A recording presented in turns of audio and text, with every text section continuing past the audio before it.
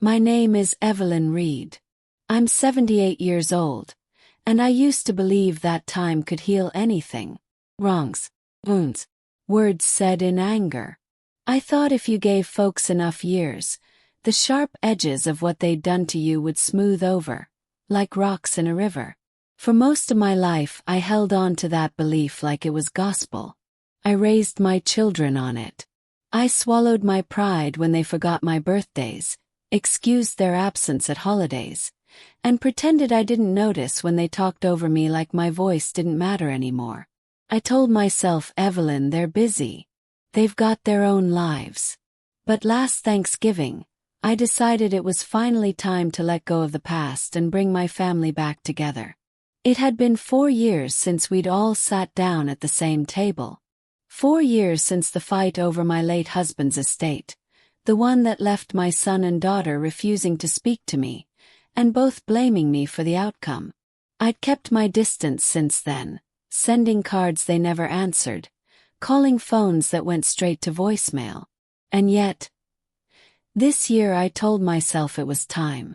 Life's too short. At my age, you don't know how many more holidays you've got left. So I called them. I called Michael first. My son, the one who'd inherited the house and swore I'd taken sides, when I asked him to split some of the proceeds with his sister. He was cold at first, but when I told him I wanted Thanksgiving here, at my little 2-bedroom place in Willowbrook, he said he'd come. Then I called Lacey, my only daughter. She hesitated longer, but she agreed too.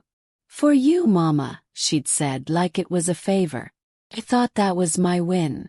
I thought we were on the road to mending things. Thanksgiving Day came crisp and cold. I woke up before dawn, peeling sweet potatoes, basting the turkey every half hour, setting my best china on the table. My hands aren't what they used to be, but that day they worked like a young woman's. I even put on the gold locket Frank had given me on our first anniversary, the one I hadn't worn since the funeral. By 3 o'clock the house was full. My grandchildren, 2 from Michael, 3 from Lacey, were sprawled in the living room, watching football and sneaking rolls from the basket. My children were in the kitchen, laughing softly. For the first time in years, I felt hope blooming in my chest. Maybe, just maybe, I'd finally get my family back. But hope is a fragile thing. I'd stepped into the laundry room to grab a clean dish towel when I heard it. The kitchen door was cracked open, just enough for their voices to slip through. Michael's voice came first, low, sharp. "I don't know why we're even here, Lacey. She just wants to feel important again. It's always about her." Lacey laughed, a bitter sound I'd never heard from my little girl before. "Exactly. And you know she's going to play the victim all night. Poor Mama, sitting all alone. Honestly, I think she's hoping we'll feel guilty enough to take care of her when she can't manage on her own anymore." Michael snorted. "Not me. She's on her own. She made her choices. I'm just here for the food." My heart stopped. My own children, the ones I'd carried, fed, and fought for, talking about me like I was some burden they couldn't wait to drop. I stood frozen, clutching the towel to my chest, listening as they went on. Every word was another knife. "She's probably going to bring up that estate mess again," Lacey said. Michael replied, "If she does, I'm leaving. She's lucky we're even here after what she pulled." I felt something break inside me. Not like a plate dropping, no, this was slower. A long, deep crack that started at my chest and worked its way down into my bones. I had been ready to forgive them. I had been ready to erase years of pain with one meal. But in that moment, I knew forgiveness wasn't on the table anymore. By the time I stepped back into the kitchen, my face was calm, my smile polite. I poured the gravy into its dish and carried it to the table like I hadn't just heard my children decide I was disposable. They didn't notice the change in me, not yet. But they would. Because that day I decided something important.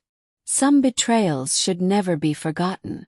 And I was going to make sure they remembered the day they lost the privilege of my forgiveness.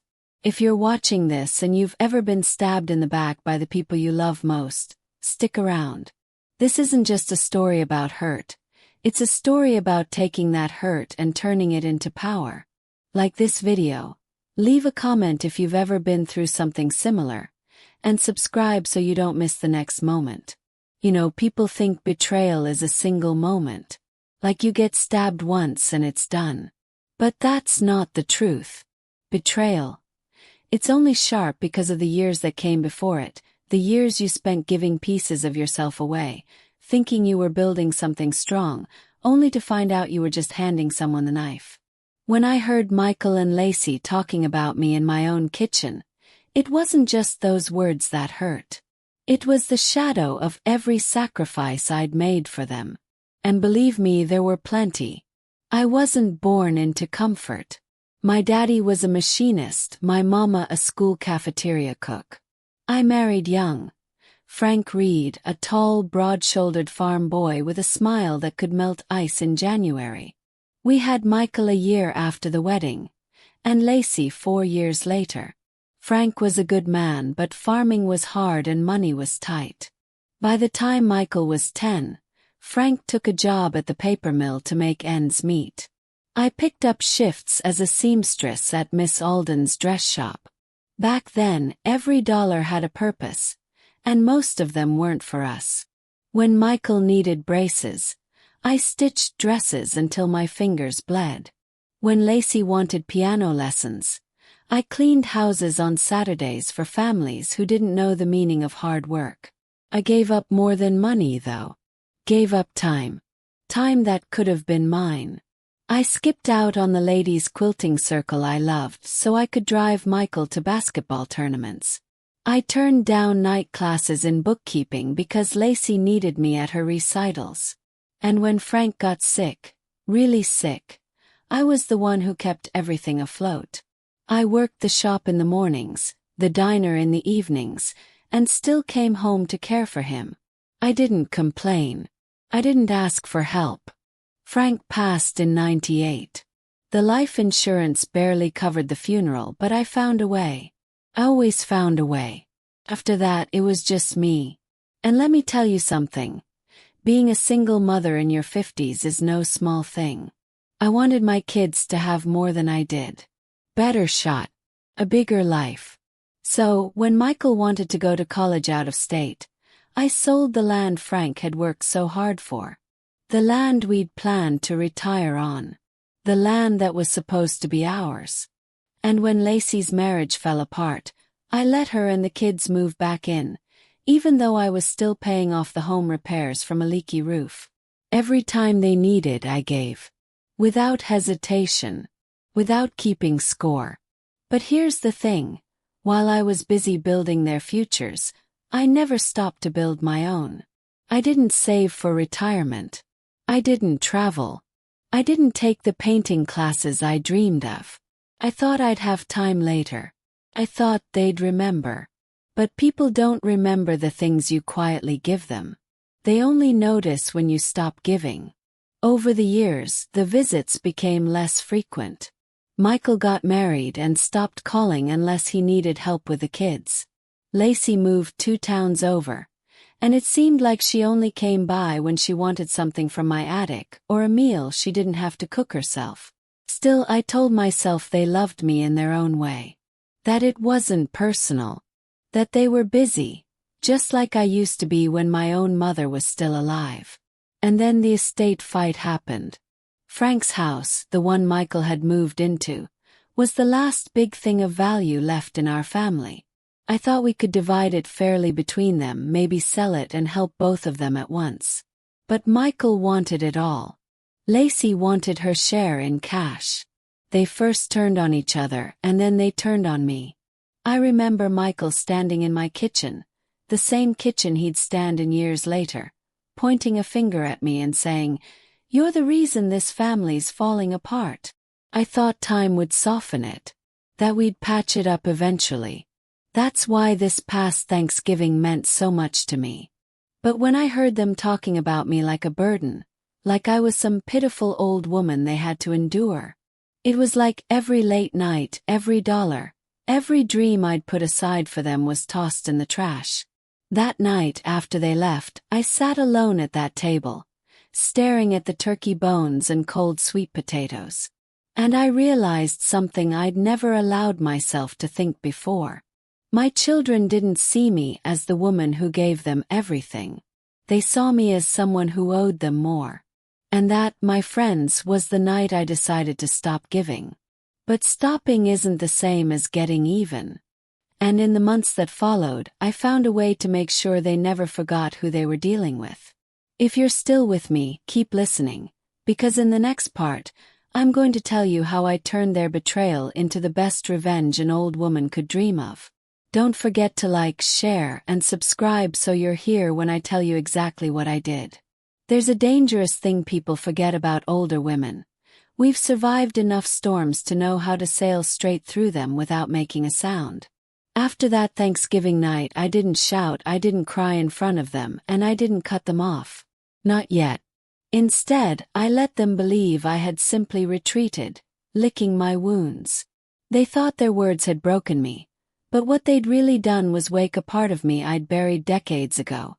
The part that had once clawed her way out of a miserable marriage and built a life from scratch with nothing but stubbornness and grit.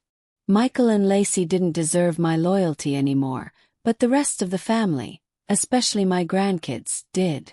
And I knew if I let this kind of talk about me go unchallenged, they'd grow up believing it was okay to treat someone who'd sacrificed everything for them like they were disposable. So I came up with a plan. Not for revenge in the petty sense, but for something much better. To show, in a way no one could ignore, exactly who I was and what I still had in me. For years, I had quietly given up invitations to community events, fundraisers, and gatherings because Michael or Lacey needed me to babysit or run errands. This time I said yes to every single one. I joined the women's committee at church again. I volunteered at the shelter downtown. I started hosting Sunday dinners, inviting not just family, but neighbors, old friends, and people Michael barely knew. And when they came, I told stories. Not gossip, not bitterness, but the truth. Stories about raising my children alone after their father died, about working double shifts to keep them in school, about standing in line at the food bank so they wouldn't go hungry. I didn't need to name names. Point was clear. Word spread. People began stopping me in the grocery store to thank me for something I'd done years ago that they hadn't forgotten. One woman even stood up at a town meeting and said, "If we're talking about pillars of this community, Evelyn Reed should be first on the list." The next time Michael and Lacey walked into my house for one of those Sunday dinners, they were walking into a room full of people praising me, to my face in front of them. I watched their smiles twitch, their eyes dart away, their hands fidget with their plates. They couldn't escape it. And here's the part that really made it sting. I had done it without ever saying a single cruel word about them. Without raising my voice. Without begging them to see my worth. I had simply shown it. Loudly. Publicly. And in a way they could never undo. But I wasn't finished yet. The next step was going to make sure they never forgot the cost of underestimating me. And it would be something far more personal than a crowded dinner table. Sometimes the most powerful thing you can do isn't to yell or slam a door. It's to make someone sit still and hear you, really hear you. For weeks after those Sunday dinners began, Michael and Lacey kept their distance. They came, they ate, they smiled politely, but there was a tightness to their faces, a tension in their voices. They weren't used to being on the outside looking in. And I could tell they were hoping the whole thing would just fade. That eventually I'd get tired of hosting. That people would stop coming. That I'd go back to being quiet, available, and easy to dismiss. They didn't know I had been preparing for something bigger. It happened on my birthday. Not the big milestone kind, but still a day that had always mattered to me. In the past, I'd kept it simple. A cake, maybe a dinner, often with Michael and Lacey showing up late, distracted and leaving early. But this time I invited the whole extended family, friends from church, folks from the shelter, neighbors I'd shared coffee with on the porch.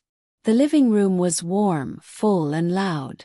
The kind of noise that feels like life itself.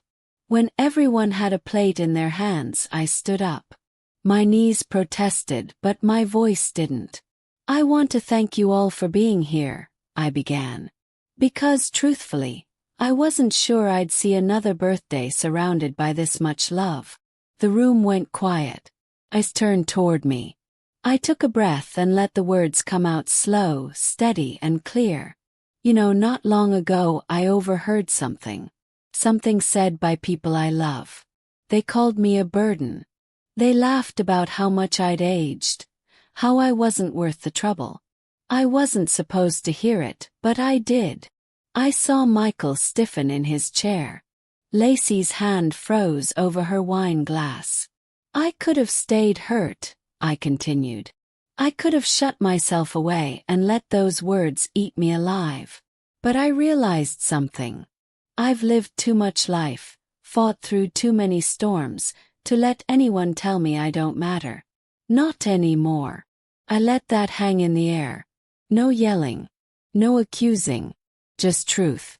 And so I decided to live louder. To say yes to the world again. To remember that I am not a shadow in someone else's home. I am Evelyn Reed. I have raised children, kept a home, worked jobs that broke my back but not my spirit. And I will never apologize for still being here. Applause started softly, then grew. Few people stood. Some wiped their eyes. But Michael and Lacey, they couldn't clap. Couldn't look at me. Couldn't hide the shame that flushed their faces. That was my moment. Not to humiliate them, but to make sure they understood that my worth wasn't up for debate. After that night, something shifted. They didn't just speak to me differently, they acted differently. They called more. They showed up on time. And maybe it was guilt, maybe it was respect, but I didn't care. Because I knew the truth. And now, so did everyone else. Still, there was one last thing I needed to do. Something that would ensure they never forgot this lesson as long as they lived. And that would come soon. 2 months passed after my birthday speech. And the shift in Michael and Lacey was undeniable. They called more often. They offered to help with groceries. They even started inviting me to their house for dinner. Something they'd never done before unless it was a holiday they couldn't wiggle out of. But I wasn't naive. I didn't mistake change for transformation. Respect isn't proven by words or polite gestures. It's shown over time. And I had one more thing to say. One more truth to leave behind. It started when my lawyer, Mrs. Hannah Clay, came by the house one afternoon. We sat at the kitchen table, a pot of coffee between us, and I slid a thick envelope toward her. "Are you sure about this, Evelyn?" she asked. "More than I've been sure about anything in my life," I replied. You see, for years my will had been simple. Everything went to Michael and Lacey. I thought it was the right thing to do, to leave my home, my savings, whatever I had left to my children. But after everything I'd been through, I realized leaving money wasn't the same as leaving a legacy. So I changed it. On paper now, most of my assets, my house, my savings, even the rights to the small business I'd quietly invested in, would go to causes and people who had truly been there for me. The church that helped me when I was too proud to ask. The community shelter that welcomed me to volunteer when I needed purpose again.